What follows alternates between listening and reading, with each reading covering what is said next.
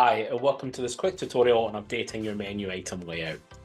If you wish to reduce the size of the menu item icons on the Operator app, simply select the Extras button, and then from the Extras screen, scroll down to the Settings icon.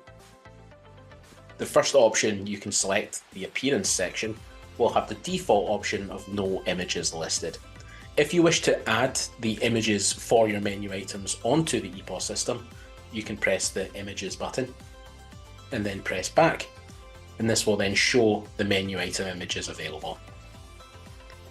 If you wish to reduce the menu item sizes, simply repeat the process by selecting Extras and then Settings, and then select Label from the Appearance dropdown, and then press back again.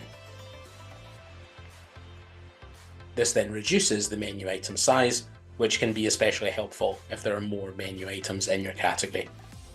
Thanks for watching.